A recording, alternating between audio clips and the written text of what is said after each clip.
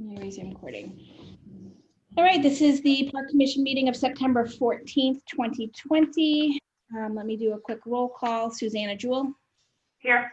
Dave Passios. Here. Here. Perfect. Yeah. All right, let me do my spiel. In accordance with the requirements of the open meeting law, please be advised that this meeting will be recorded and will be broadcast over the Lunenburg Public Access Channel, and that this meeting of the Lunenburg Park Commission is being conducted remotely. Accordingly, for those that are participating via video, please be aware that other folks may be able to see you, and to take care not to screen share your computer. Anything that you broadcast may be recording. The town of Lunenburg, in response to the COVID-19, is currently following the guidance from the Lunenburg Board of Health, the Massachusetts Department of Public Health, and the CDC regarding the virus and the steps communities can take to prevent the spread. In accordance with the governor's order suspending certain provisions of the open meeting law, General Law, Chapter 30A, Section 20, all public meetings are being conducted remotely. The order, which you will find posted on the town website under the COVID-19 information page, accessed through the town manager's webpage, allows public bodies to meet entirely remotely so long as a reasonable public access is afforded so that public can follow along with the deliberations of a meeting. Ensuring public access does not ensure public participation unless such participation is required by law.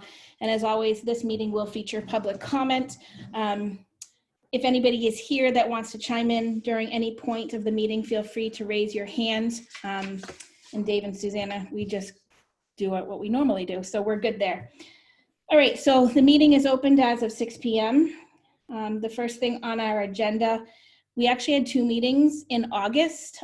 We only have minutes ready for the August 3rd, 2020 meeting. Did anybody have any changes for that? I can't hear you, Dave. Oh, you're muted, hold on. That's my fault. I've got no changes.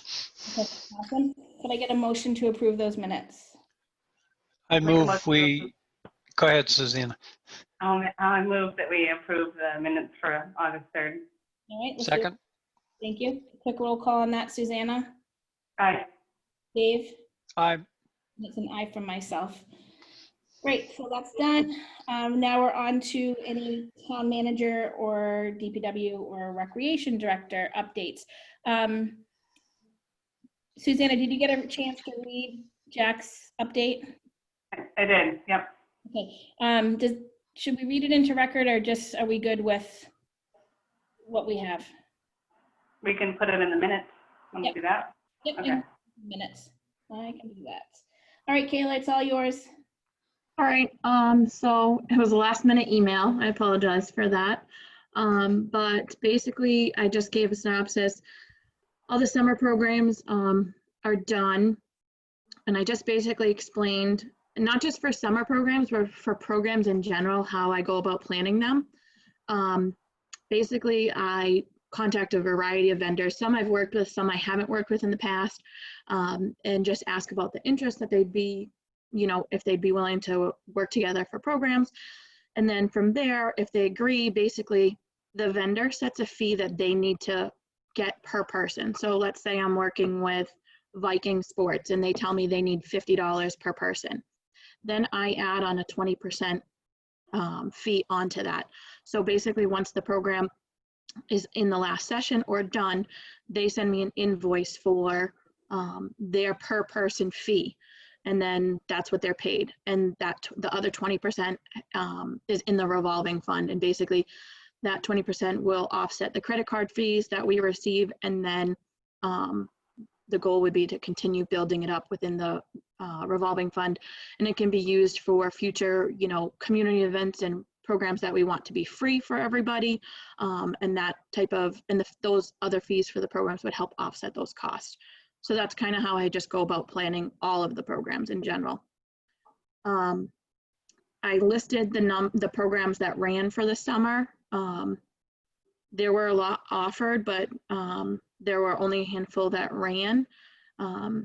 Again, it's tough times right now with COVID and trying to balance all the social distancing and the new guidelines that seem to come out every single week.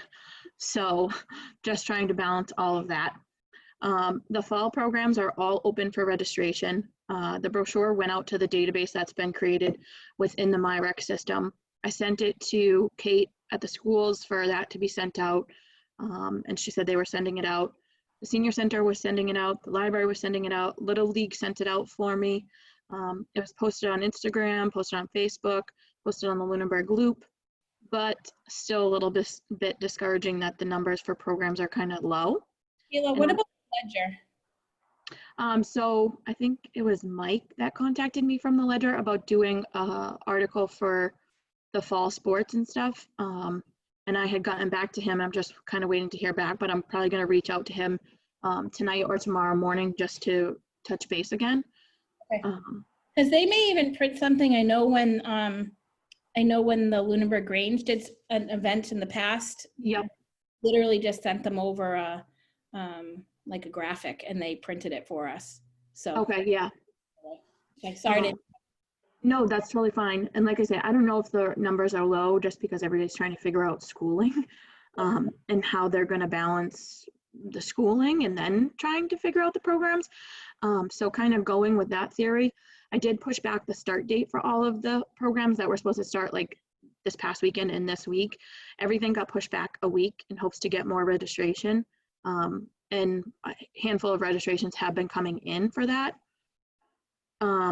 The trunk or treat, so it's basically businesses and organizations can sign up. It's free for businesses and it's free for the community. And typically how a trunk or treat would work is people would park their cars elsewhere and walk around to all of the cars. But because of COVID and social distancing, it'll be a drive-through this year. So everybody has to stay in their cars, but the trunks will still be set up and decorated and things like that. And the businesses and organizations will be getting a list of all the guidelines that they have to follow. Basically, they can have more than one person at their trunk if they'd like, but there has to be one designated person to hand out their treat.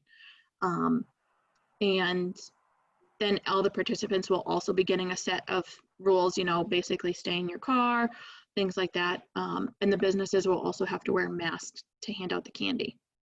The registrations for that have been coming in daily, and I think they're at 50 right now. I'm still looking for a handful of businesses or organizations. It doesn't have to be a business. It could be an organization, you know, if it was a school club, if it was an organization within town. I am going to be reaching out to the library, the senior center, the Boys and Girls Club, like Little League, soccer, things like that, to see if they wanted to participate as well. And then, so I had been talking to Chris last week, and then again today, about sponsoring some type of pickup soccer, because the youth soccer season isn't happening this year. I actually didn't know that till Chris had told me, which I'm glad he told me. But I'm kind of looking for thoughts, and I don't know how like adult pickup soccer had worked in the past. That I think it was run by like the commission. I just don't know how like pickup has run in the past, and I know things would be a little bit different because of COVID.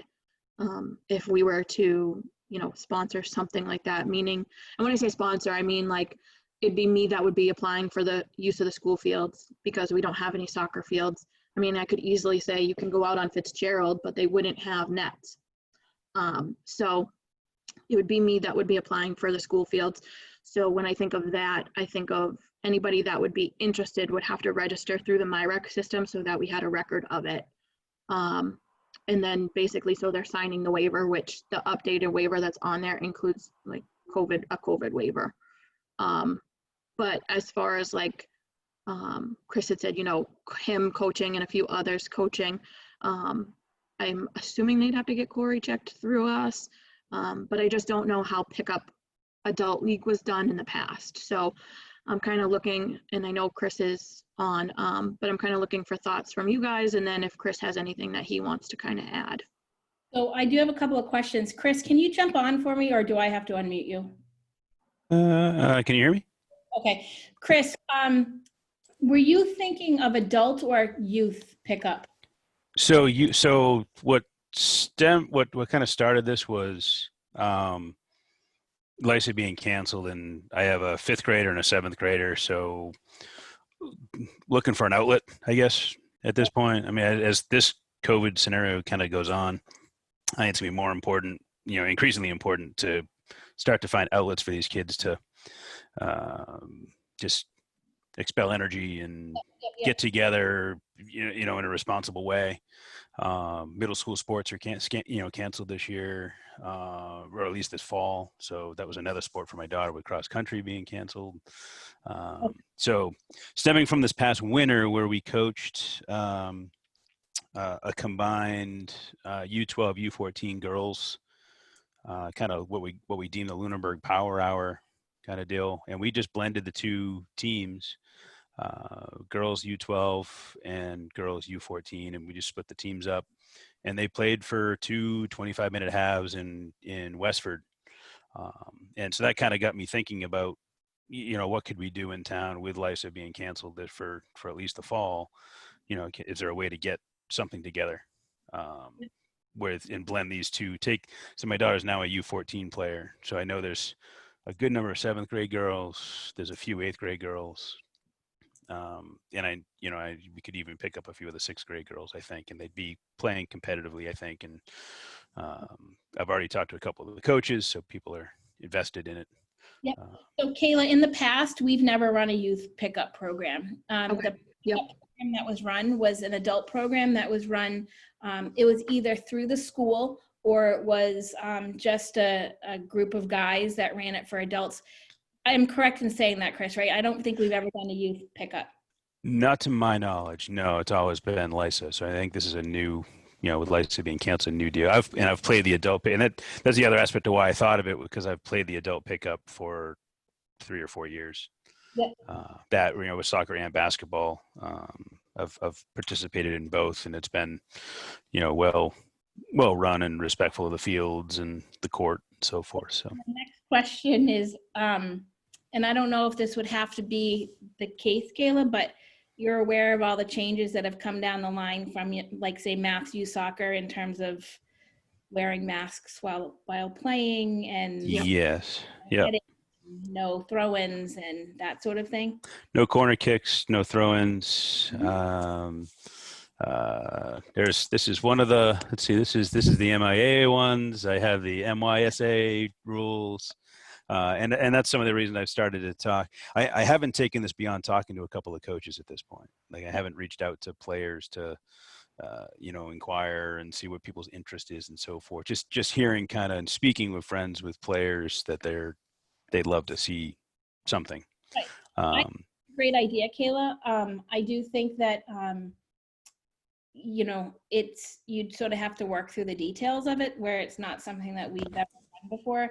I do think that you'd get enough interest. I do think there would be enough interest. I guess my next question would then end up being, Chris, you have girls. Would we be able to find somebody that may be able to run a boys program, or would we want to try to do something co-ed?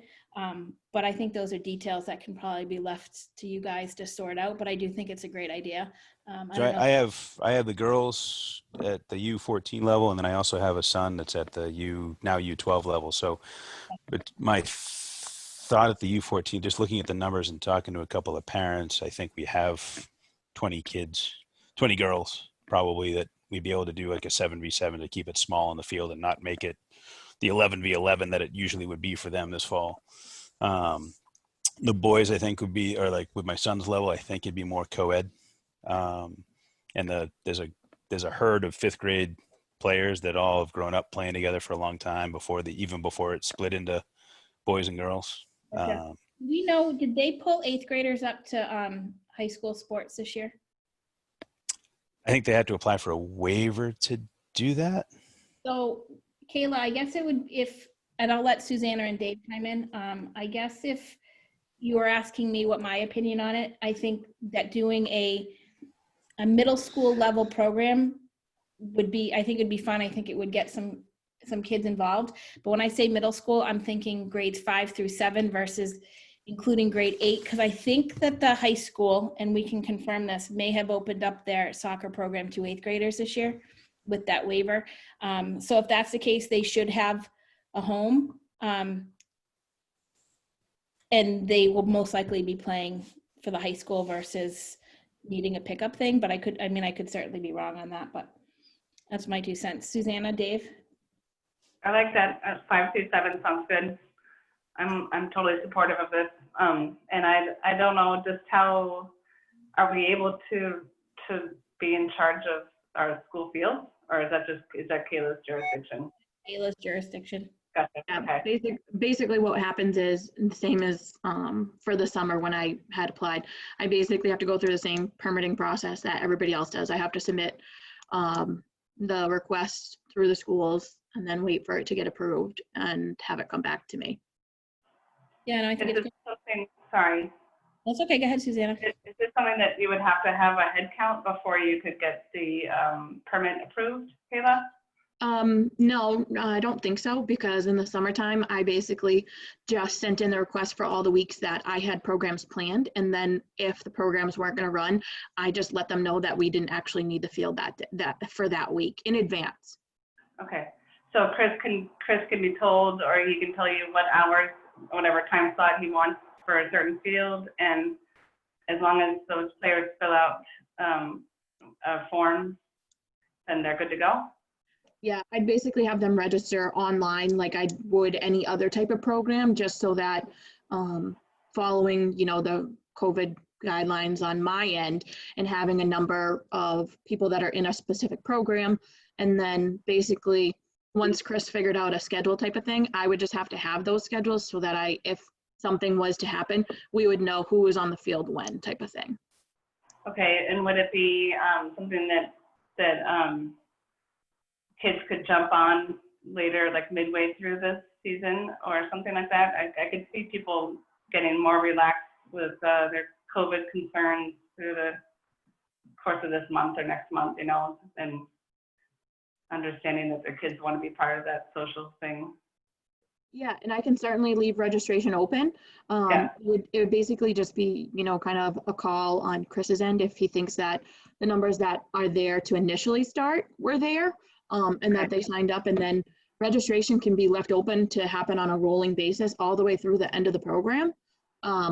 It's just a matter of how many he'd like to see for the program to actually start. For me and like I say, I can request the field ahead of time. So if him and I talk later today or tomorrow, I can say, okay, this is the field that we're thinking of, and I can submit a request to kind of get the ball rolling on that end. And then kind of work out the details, because I will say that from my experience, the requests can take up to 2 or 3 weeks. Okay. And I don't mind writing them if I need to, or if any of us need to step in. I don't mind sending the email saying, can we get a decision on this? Yeah. And I know that they're still working out the fall pod. They're calling them pods for fall sports at the high school level. So I don't know if their schedules are out yet. I heard this morning from our school that we'd get a schedule within 24 hours, and Lunenburg's part of our pod. So hopefully they'll know what their availability is. Dave, do you have any comments or concerns on that? I'm fully in agreement with what you, excuse me, have discussed so far. Chris, quick question for you. What dates do you see this season running roughly? So where I kind of started with this, I did reach out to Game On in Fitchburg, the turf field and the indoor facility that they're starting out there, to get some pricing. But I'd like to, we're going to have colder weather coming. So I was thinking come the last week of September and run into mid-November kind of deal. So it was 7 or 8 week season.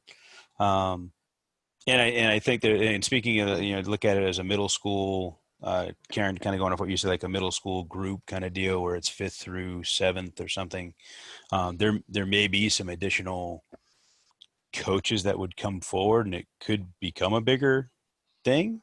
I would, as a parent of a 5th grader, I would have concern about him being on the field with a 7th grader playing soccer. So I think you'd have to kind of break things down a little bit with the numbers. Just in terms of skill level and power behind a soccer ball and that kind of deal. But I think it could be, I I would think there would be interest from other coaches, given the season has been canceled, that may come forward to say, yeah, let's do some pickup soccer with, a 7v7 sort of deal. And the numbers, the reason we want to keep the numbers fairly low, we can keep the registration open, but you'd want to not have too many people, keeping in mind the guidelines and so forth. You don't want to have too many people at a field at any given time, because we would have to allow, I think it's like 20 minutes between games, I think too, or field use. You have to allow a Yeah, 20-minute basically space there has to before be 20 minutes between. anyone one can come game. onto the field, kind of deal, that from the Yeah. previous activity or whatnot. So Well, I'm for it. I think Dave and Susanna are for it. So we'll let you and Kayla work the details out over this and see what you guys can come up with to get going. Great. My only concern would be that if you're looking at the end of September, you're talking 2 weeks from now. And that's a short window, as I'm sure you both know. And I would want to make sure that all the I's are dotted and T's crossed before the season starts, so that we don't have issues after the fact of it starting and have to shut it down for a week or whatever.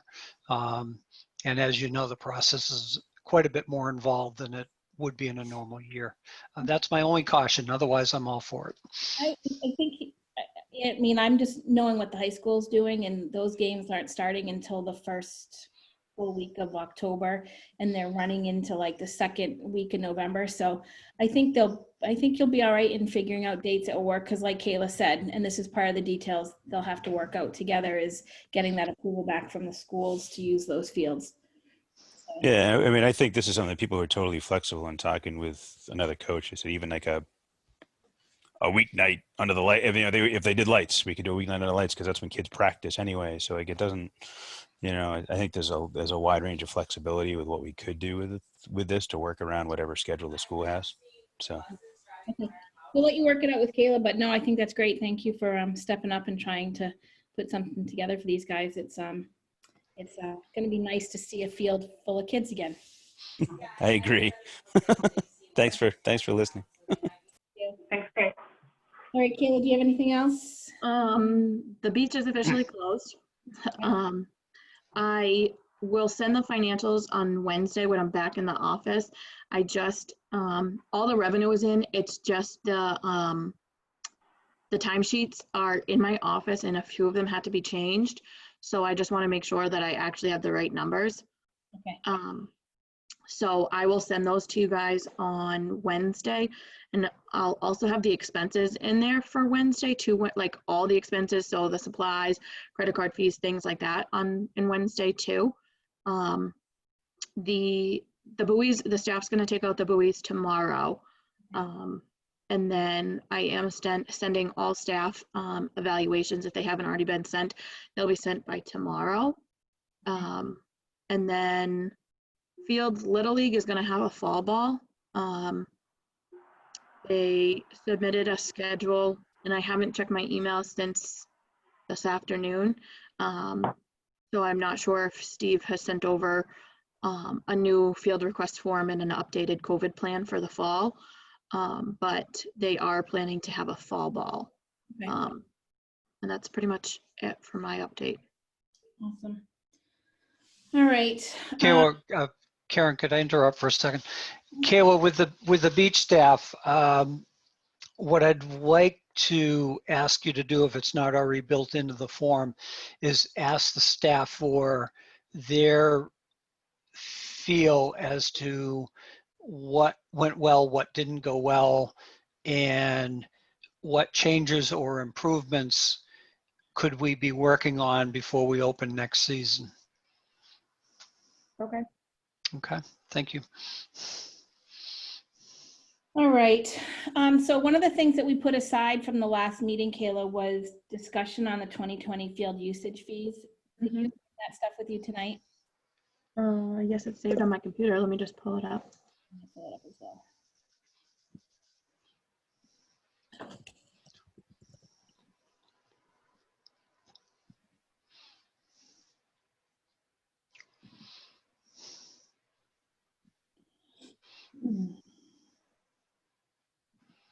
Okay, I have both of those. Okay. Do you you remember what it's titled, field use policy or field use request? Were those prices? There was two of them that I sent. One was field use policy and one was field request form. You know where the price, I guess I'm looking to pull up. The price, it's actually, I think, on both, so it doesn't matter which one you pull up because it's listed on both. All right, so currently, we charge, we had sort of two different setups. We had an hourly rate to rent the fields. And then we also had, and those were like short-term usage. We also had a per player fee for Little League. So we charged I think this year it was $10 per player. That rate's been that way for a few years. And then we had one, I think it was just one longer term usage agreement with the Phillies. And that was a set price. So you're proposing for youth organizations, so for a resident youth participant going up to $20 per season, and for non-resident up to $30. And then for adults, it would be $25 and $35. And then you have some other special events such as jamborees and camps / clinics that were at $15 and $10. Susanna and Dave, do you have those, or do you need me to re-forward so it's fresh in your? I can't dig it out of my emails. Let Is me- there a title? Yeah, I can forward this. It's probably just as easy. What are you Okay. on your town account? Yeah. Dave, do you want it? You could text it if it's easier. No. It was easier for me to send it via email. Okay, gotcha. So I guess I would like to see two things happen. I'd like to have a quick discussion about this tonight so that we can, if we have any concerns, or if we think it's, those prices are great, then let's have that discussion. I would like to hold off on making a decision on it until our next meeting so that we've given the organizations that use our facilities, such as Little League, the chance to come. They knew we were doing it at our last meeting, which didn't happen because Kayla wasn't here, but I'd like to give them the opportunity to chime in if they have any concerns about it as well. So I thought we could give 2 meetings for that. So tonight I'd like to see discussion, and then we can make an official vote on it next week, if that's okay with you guys. So does anybody have any concerns on or questions for Kayla on this recommendation?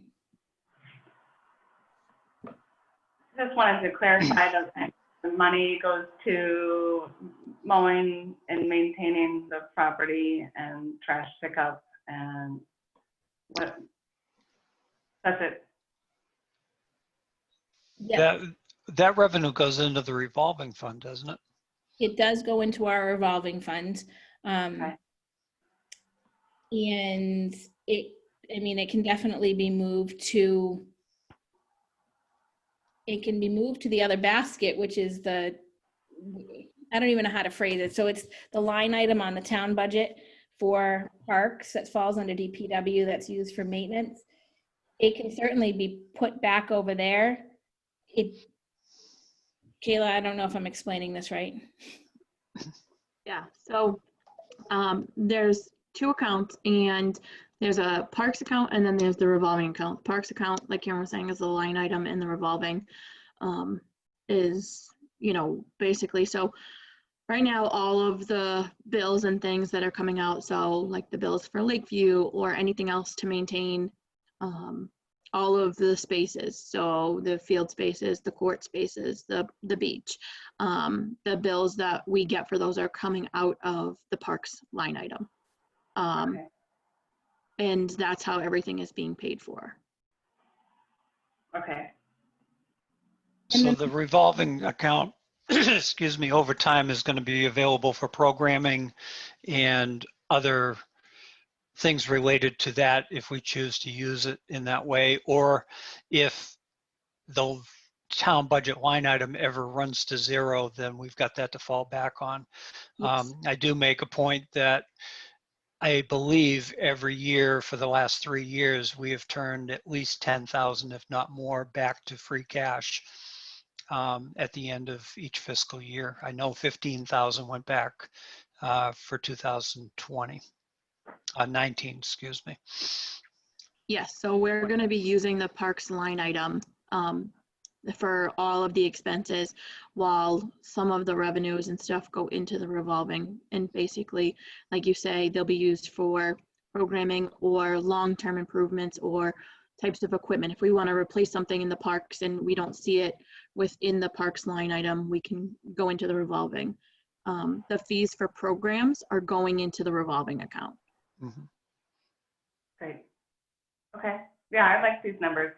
I think they make sense. They haven't been updated in years, right? No, they have not. Okay. I guess my only question on it is on the camps program. So camps and clinics, we have it at $15 a child.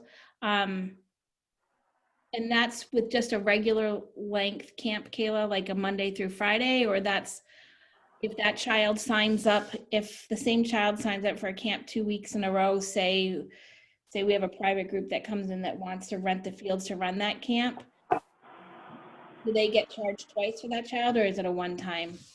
So basically for the camp, that is for, like you say, for outside vendors or anything like that. And it would be per like the program. So if they are running 2 weeks, if they're calling it a camp and it's for a 2-week duration, they wouldn't. But if it's like a 1 week thing, then they would get charged for multiple weeks. Okay. Okay. No, I think it looks good as well. I don't have, nothing's jumping out at me. I mean, when I started on the commission years ago, I don't think we charged anybody anything. So the fields are expensive to maintain. They always have been. I think this is a great, I think it's a realistic jump and well needed. So I like these numbers. I will send something over to the Little League just to, remind them again that this is what's in front of us, and I will, let them know what we're looking at for changes in prices. This would take effect in January. So or would it be not till next July, Kayla? I would say, typically, I don't know when they plan on doing their spring registration because of everything that's going on.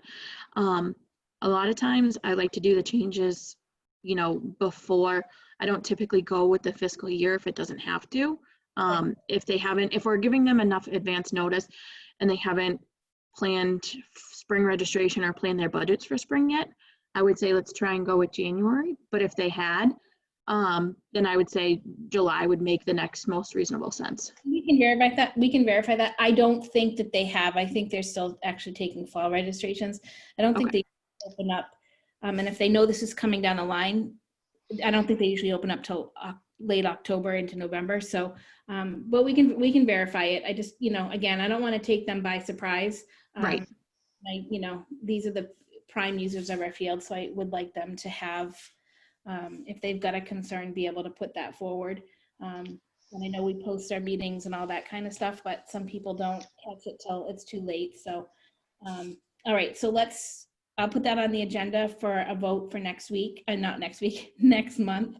And if they want to come and raise any concerns, they can do it at that time, because I don't think anybody else is on. It's just us, correct?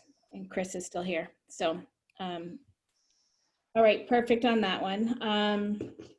Does anybody else have anything on the field usage before I move on? No. Okay. The next thing up is park properties, including but not limited to Marshall Park and the track, as well as potential demolition moratorium. So let's start with Marshall. We have been talking about doing not a capital plan, a master plan for Marshall. And after talking with Kayla and a couple of other people over the past couple of weeks, I think that the best way, and if you guys have another thought, please chime in, would be to give ourselves some homework and give a deadline for that homework of maybe a couple of weeks out, or even if we want to, we've just been increased to a 5-member board. If we want to wait until those members come on, that's fine too.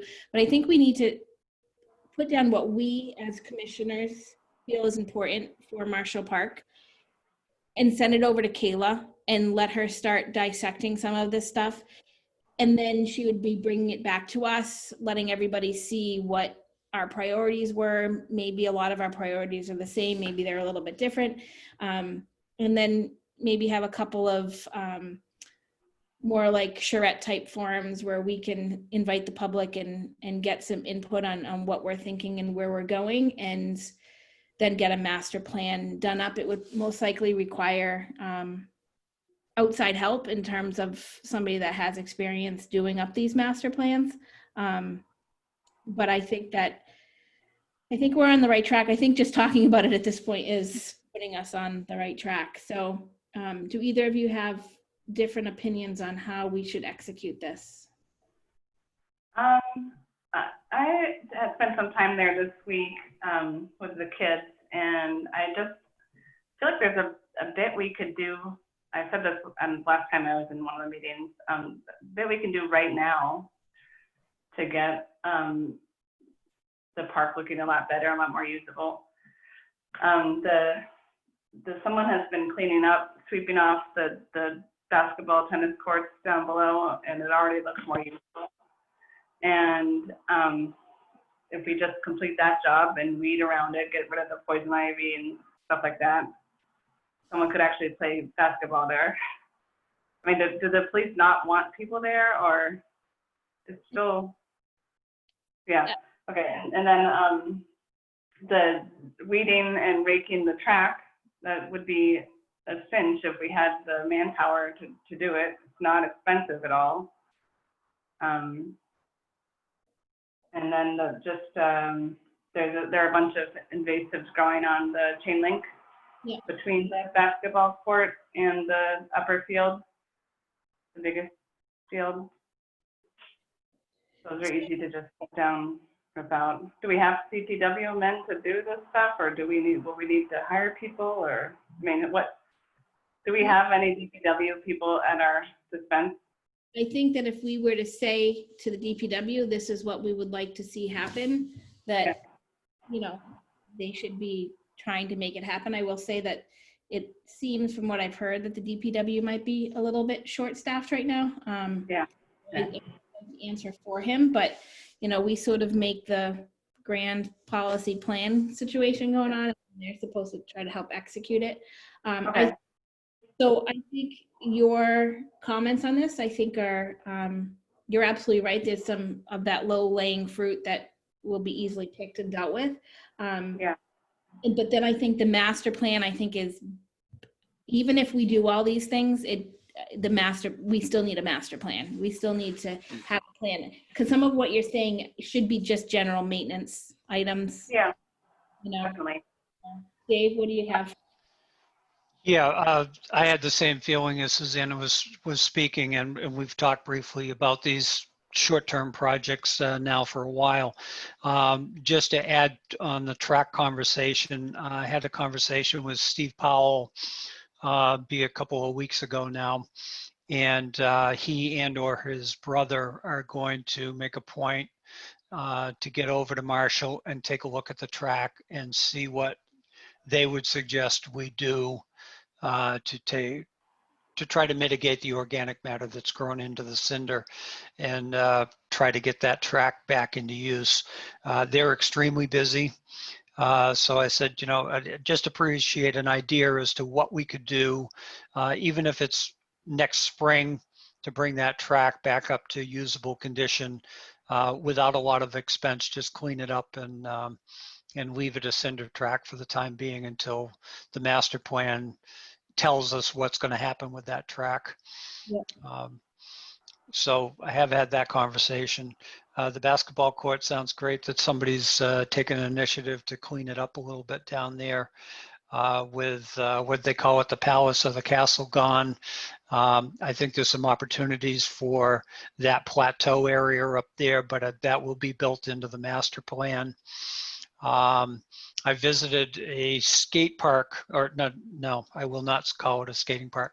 It was a skate rink that is in the village of Jefferson, New Hampshire. And it's tucked between a residential house and a business right on the corner of Route 115 and Route 2 in Jefferson Village.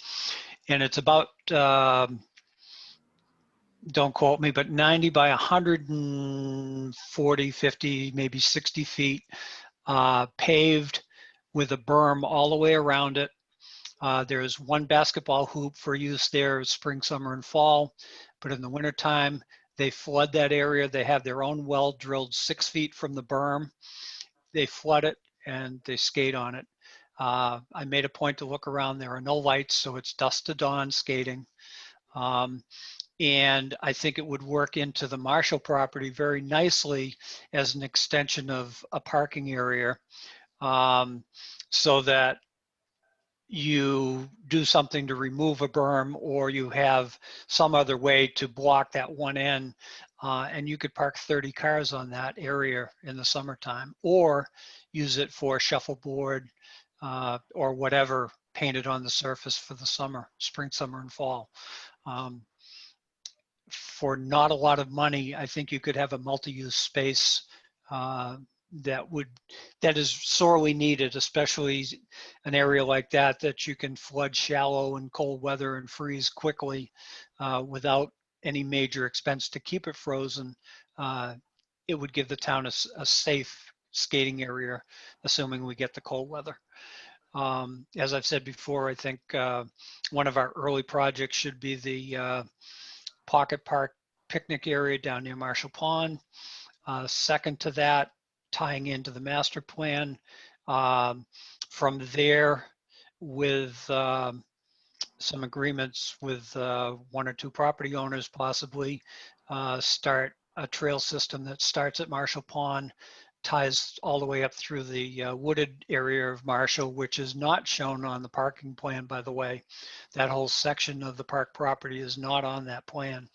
But there's all kinds of passive recreational opportunities in that wooded area for trails. And then up in the park area itself, I think one of the big things for the long term that we've got to make a decision on is what happens with the area that right now encompasses the 90-foot diamond. Because if we go forward with giving that up as a baseball field, there's an unlimited number of choices that we could develop into that area. Pie in the sky also, I'd like to see a parks building on that property that functions as the center of the recreation department, and develop that park as the central recreational area for the town. We've got 23 acres to work with there. It's central it's in the center part of the town location wise. We've got good access from Route 2A. I think it could be a real gem. One last point, as many of you know, I'm working with the Senate re-election campaign for Senator Tran, but secondary to that, I'm also discussing with him on a regular basis sources for funding for this project and or other projects that Parks brings forward. And one of my recent conversations with him was that we could request funding through legislation or through earmarks or through a bond to help us hire a consultant, even in the early stages, to work with Kayla. And I'm sure Kayla's worked with consultants before. I've been contacted. I think actually we've all seen the message from one of our residents that has a contact also that might be valuable for that purpose. So looking for funding to move this project forward does not need to wait until we have a set in stone plan. We can start right up front, and when we think we're ready for consultant assistance to pull the various pieces together, we can possibly have funding in place to cover that. Karen, you muted yourself. I did mute myself because Yeah. a young man just walked through my door and I can't have him on air. Okay, so I think David, can you put all of your fantastic ideas in writing for me and send them over to Kayla? Yep. Susanna, hold on one second, Susanna. But Susanna and I will also do the same. My thought is that this is going to be not the quickest project that we've ever done. We're never quick on anything, but it definitely won't be quick. So I think we should start getting the ball rolling with some thoughts and ideas. When we bring on our 2 new members, hopefully it's 2 new members, hopefully in the next month or so, we can continue the conversation with them. In the grand scheme, I think that the general gist is going to be the same across the board on all of us. So I don't think it's going to be reinventing the wheel once a couple of new members come on. As for Susanna's comments, Kayla, can you go back to the DPW with some of these items of things that have not been maintained over the past, let's even go with 10 years, and see if we can make some headway when they have free time on getting some of them done, like the basketball court, the invasives growing on the thing, and the track. I don't think it's going to make, and you can correct me if I'm wrong, Susanna, I don't think it's going to be as simple as just going out with rakes and pulling. No, it's not that simple. Going to be milling some, or whatever it's called. But could you see, Kayla, about trying to get some of those maintenance things done? Because I don't think that should be part of a master plan, because I think they honestly should just be automatically done. Yes. So, okay. So if all 3 of us could get our ideas in writing on an email and get them to Kayla, and then, because well, actually, I mean, I suppose it could come to, no, because we together make a quorum, so we can't. I was gonna say you could send them to me, but we can't. So if we can get them to Kayla, she can organize them. She can bring it to one of our next meetings, and we can start sort of hashing out what we want. Because until we know what we want, it's going to be hard to get a master plan put together, because master plan needs details. Right. All right, so let's do that for the master plan. Dave, you want to talk about your demolition moratorium? Yeah, you know, I've put some more thought into it, and I think at this point we can just let that ride for the time being. The only thing I get concerned about, and I was thinking about it actually today, is that sometimes when you remove a building such as the Palace that just got removed, that happens to be the nickname for that building, I believe. But when you remove a building, you quite often give up options, such as, because that building is now gone, there was a septic system associated to it. And while the building was there, under Title V and Board of Health regulations, we could have potentially done, and we wouldn't have, but could have potentially done a septic system repair, which is much less expensive than building a whole new system if we had chosen to renovate and bring those toilets back up to use. Now that the building's gone, that option is gone. It would have to be a completely newly engineered system, and obviously a new building. I just bring that caution up that when you remove something, it may limit your options down the road. So if everybody's aware of that, that's fine. Okay. All right, excellent. The next agenda item is our park commission goals. Has anybody put any thought into that? I don't know if you had anything. We had some brief discussion about that. I thought we had kind of tentatively put a list of 3 or so together, but. You did. I gotta go grab my binder. I'll be right back. Okay. Don't close the door. Susanna, we got to remind Karen to go back to number 5 also on the Okay. agenda. I don't have the agenda in front of me. What is that one? DC Passios building reuse potential needs. Okay. Okay, I'm back. All right. Yeah, so- Karen, just to interrupt for a second, make sure we go back to number 5 on the Oh, agenda I when we skipped it. get it. Yep, I will. Sorry. Okay. Thank you for correcting me on that. Yep, no problem.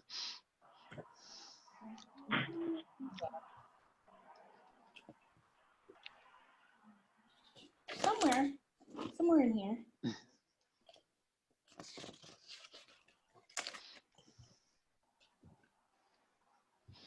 Oh, good. Karen's gonna fail today. I'll find it. Isn't it in the minutes from August 3rd? It might have been in the minutes from August 3rd. Yeah. I know I wrote them down. I think know- it You know was, what, while they're looking at one point, we had talked about building into one of your existing policies with the organization's timeframes for submitting and or approval time periods for you to deal with applications and so on. Have you had a chance to work on any of that yet? You're asking me or Kayla? I was asking Kayla. I'm sorry, what was that? I figured you were busy on looking at something else. Excuse me. At one of the meetings, we talked about instead of formulating an actual letter to send to organizations about policy on timeframes for submittal of requests for use of fields and approval of their COVID paperwork, so on and so forth, giving you a little bit of breathing space instead of having organizations calling you one day saying, we're going to be on the field tomorrow type of thing. Have you had a chance to build anything like that into the present policies or, excuse me, information we're sending to organizations? Yep, if you look at the field use, let me just pull it back up. If you look at the field use policy that I sent to you guys last time, it does have in there, applications must be filled out completely, including proper contact name, phone number, email, must be submitted in the appropriate time frame or a minimum of 2 weeks before you wish to use the field. This includes rosters, certificate of liability, and all other requirements listed on the field request form. Okay, did you also give yourself a window though to process the paperwork and get back to them? If you, let me see the schedule. I haven't had a chance to read the whole thing, so. Yes, on the field request form, it has, let me just, hold on, let me just pull that one back up. On the field request form, right on the front page, it has a timeline of basically like what the turnaround would be. Okay, And that's great. I put it on the agenda as field usage fees. I will make sure that the next time it comes up as field usage fees and policies so that we can get that policy document approved. So if you go back, that email that I just sent you, Susanna, there's, Yeah. it's multiple attachments. The other attachments about the fields has the policy information in it. okay, yeah. Get that officially approved. All right, I'll review that before our next meeting. Okay, so this is what did you pull up the minutes from August 3rd, Susanna? Yeah, so we've got, number 1 was policy documents. Yep. Number 2 was public engagement, and number 3 was Marshall Park. Yep. Did anybody else have anything else? Those sound good for everybody? Yeah, I think that's where we want to head for Yep. this Yeah. year. I do as well. So I'm going to make a motion to approve these 3 that Susanna just mentioned as our park commission goals for the 20 to 21 park season. So moved. Second. Oh, I made the motion, so you're good there, Susanna. Let's do okay. a roll on that one. Susanna, Aye. Dave, Aye. yes from myself. Okay, so we will we'll have those as our goals, and I'll make sure that we all have a copy of them so that we know what we're working to. All right, let's go back up to TC Passios building reuse. I had mentioned this at the last meeting under board comments, Susanna. So Yeah. I don't have to tell Dave because he's on the committee, so he's followed along. Have you followed along with any of that stuff going on? I just have heard rumors. So do tell. Well, me. it's not like there's some big secret thing going on. It's so Yeah. they've been working on creating space to determine what everybody's use needs are. And when I watched one of the meetings, I realized that there was talk on specific groups, such as the Boys and Girls Club and what their needs are. But I felt like we hadn't put in what our needs were, and nobody was bringing any of that to the attention of that commission. So I wanted to talk briefly tonight to see if we wanted to make a formal request or an official request of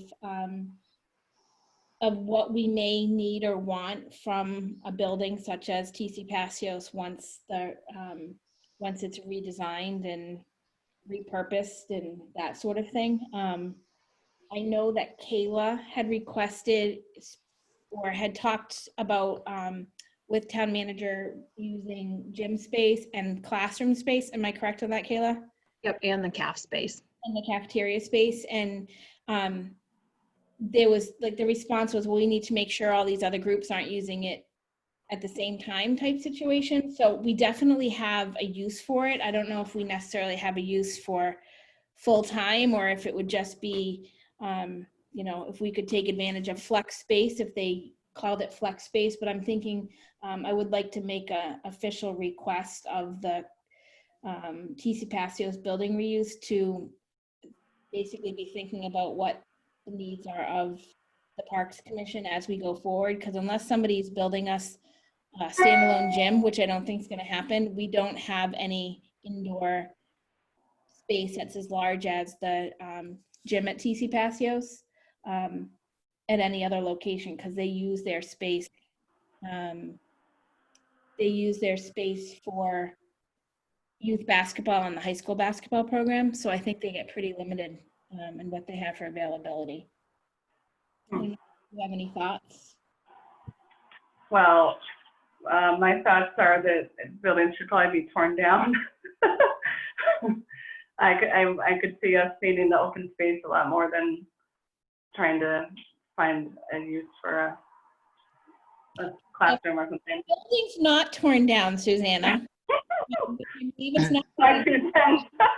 What would you want to see Parks usage of that building be? I mean, I could just see using the gym, and I'm classroom space for Kayla's programs or our rec programs. But is that would be me digging for something. We need open space. I know. We need open unprogrammed space. No, understood. Yeah. What are your thoughts, Dave? Couple of different questions I have for Kayla. Excuse me. The programming that you were looking to schedule with the town manager up to this point, did it basically revolve around the gymnasium, or was there a combination? It was a combination. Some of them were classrooms and some of them was the gym. And the gym is basically for the sports programs like basketball. When it gets too cold out for using Wallace, I need an indoor space. And the like multi-sports programs and things like that. Once it gets too cold to use our outdoor space, there's no, other than requesting use of the schools, which may be a little difficult right now with COVID, there's no indoor space. So in thinking ahead too, it's going to make programming planning for the winter extremely difficult when I don't know that I have any type of space that I can just reach out to these vendors and say, okay, let me know when you guys are available. It's more, I have to wait and see what space is actually available. Okay. I'm just coming at it from the point of view that the gym is going to be problematic for scheduling, and I would assume that with the building under the care and custody of the Board of Selectmen, i.e. town manager, that's how that scheduling is going to happen. I mean, that's all beyond what our committee is going to be dealing with anyway. There's, more than a handful of entities that want time in that gym, and we're not going to get involved with who's going to get to use it, who's not going to get to use it. Best I can tell at this point, the gym is going to be there, and there won't be a lot of money spent on it other than if we go forward with this project, the entire roof for the entire building would get replaced. As for other spaces, the general floor plan is still being tweaked. I've got another plan from the architects today sent to all of us, all of the members on the committee. And we're getting a better look at identified spaces. We're still trying to shuffle the little pieces of departments and stuff around a little bit, but we're getting a clearer picture of spaces that are not tied to any particular department, office, entity, whatever, basically on the plan right now listed as conference rooms.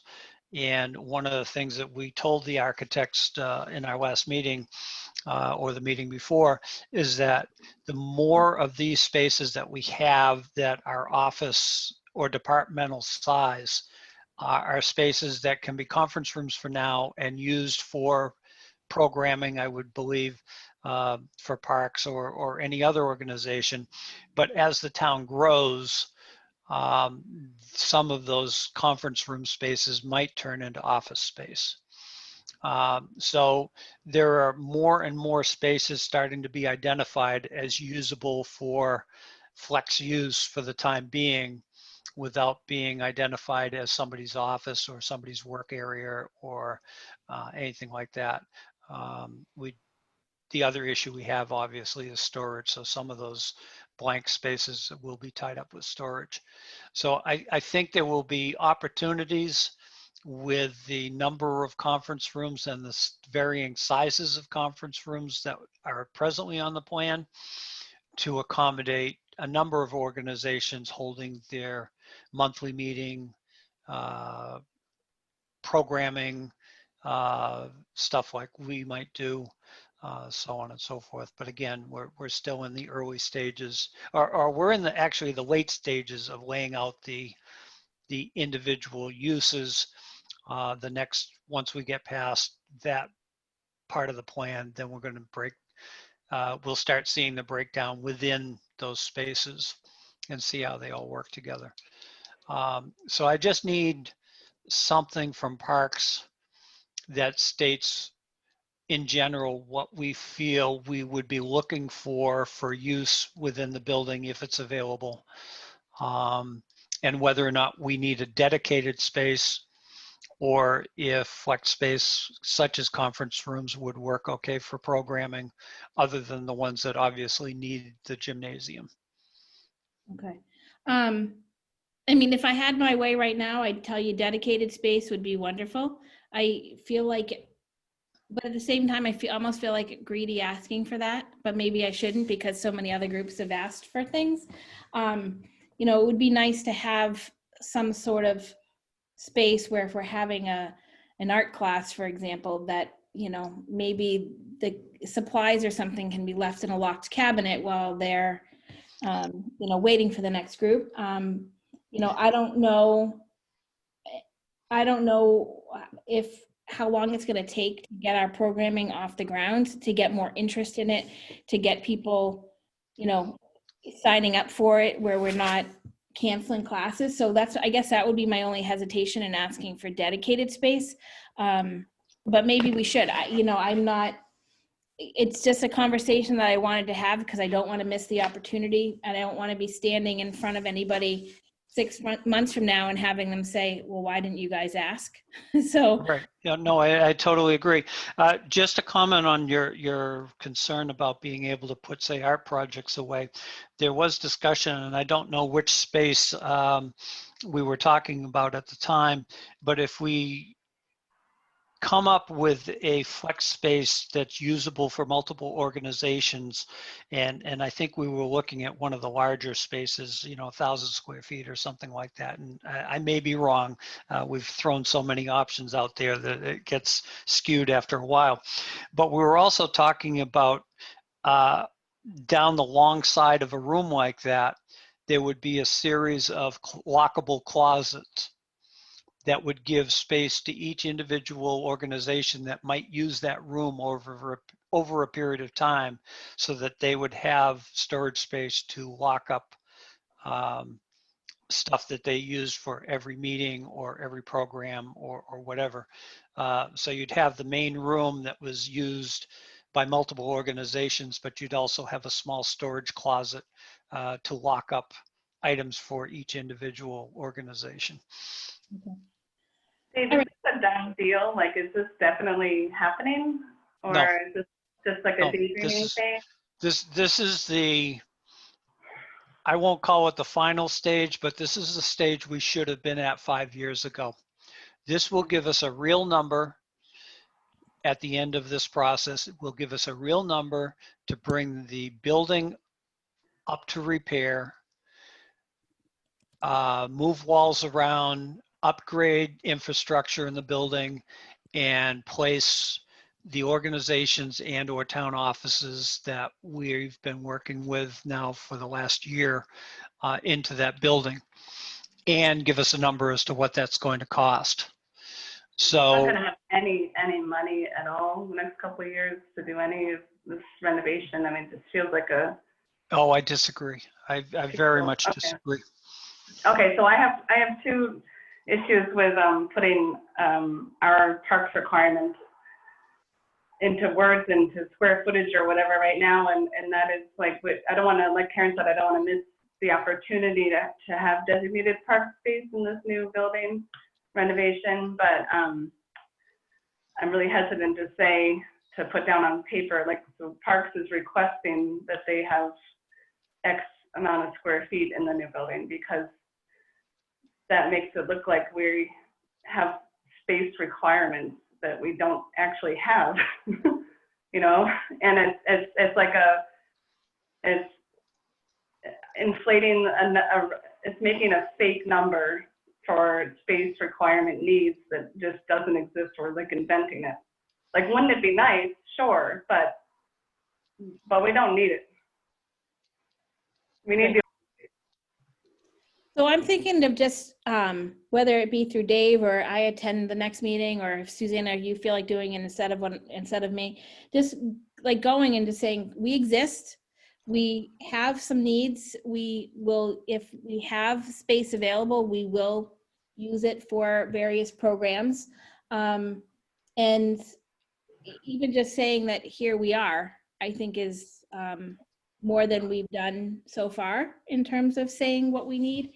But I'm with you. I don't want to make that base requirement, like that we could definitely use this. I don't know, that's just sort of but again, It'd be a wish, not like a requirement, Sure, it'd be nice. Yeah. It's a dream. It's the, in a perfect world, this is what we'd have. And does that sound like something that seems reasonable, Dave, just to be able to say, here we are, we will use this space if it's available to us? Should we be doing I don't think that will have any effect on what the committee is tasked to do, because there's no particular infrastructure that would be required for parks to use any particular space that's available. The gym is the gym, and so any Is use there. guaranteed, though, I guess is my question. What's that? Is the flex space guaranteed? Oh, I very much believe so, that there will be at least one large room, if not more, that will be set up in a way, as I mentioned before, with the closet space to secure anything that a particular organization has that they need secure, but doesn't want to have to carry in and out of the building.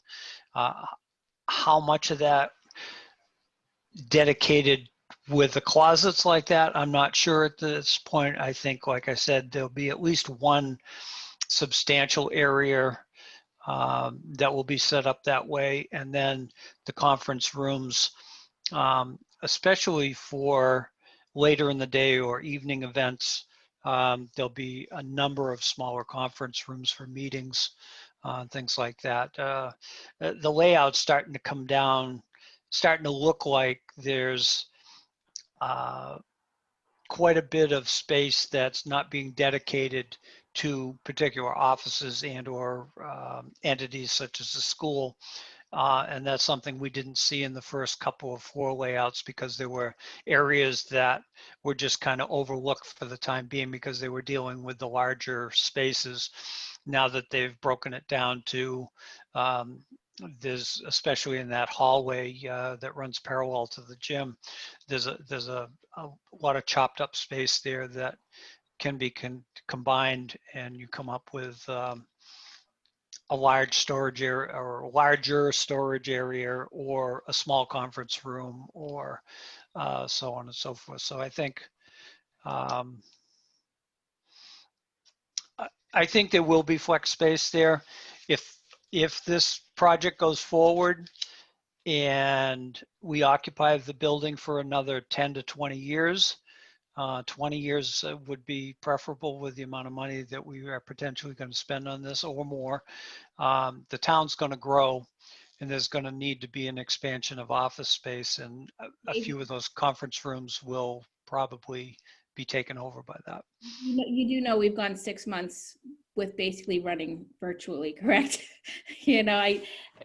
It's conversation for another day, but I'm at the point now where I feel like we could grow tenfold and we may never need more office space because we've run virtually for 6 months and we haven't self-imploded yet. So meanwhile, with that town growth, we will need new elementaries or renovated Turkey Hill School. So. And the school department has already stated that a renovation at this point of Turkey Hill with additions does not need to impact the Passios property. I won't debate that with you. I don't disagree with you that at some point in the future, that property might be needed for school growth, but I don't think it's going to be in the near future because student populations are not growing that fast at this point to require an entire increase of another school building.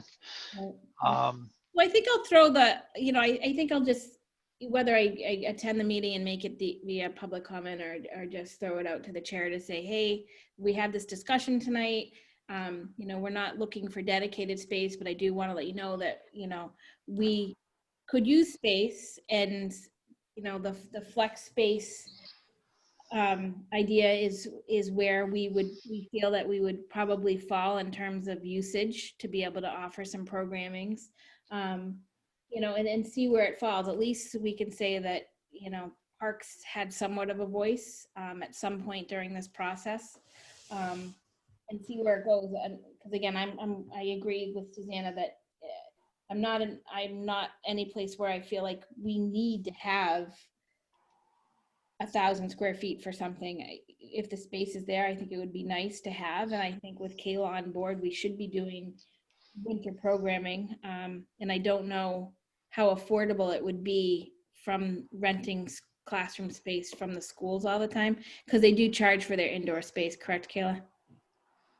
Yeah, so, all right, that was pretty easy. That was pretty painless. Thank you, folks. All right, do we have any public or board comment or any correspondence or announcements that have come in that I don't know about?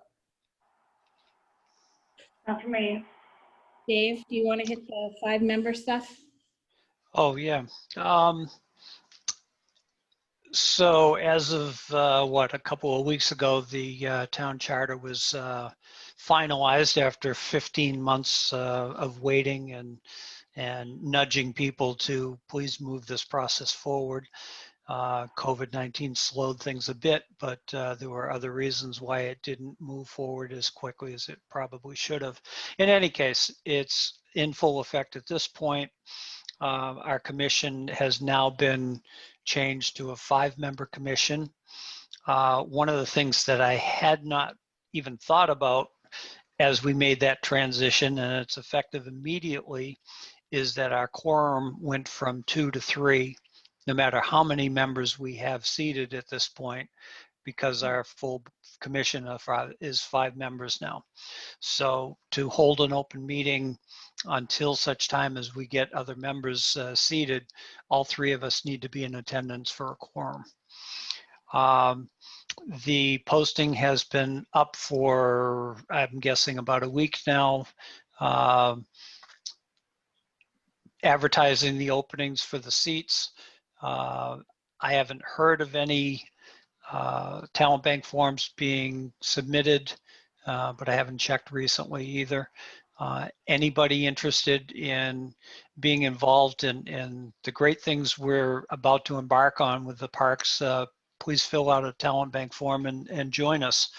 As I've said, I've tried to remember to say at every meeting, Marshall Park is not going to be the only thing that we look at, especially for the near future. We have other properties that we maintain, and any suggestions from the general public and or new members coming on the commission will get a serious look at by the commission.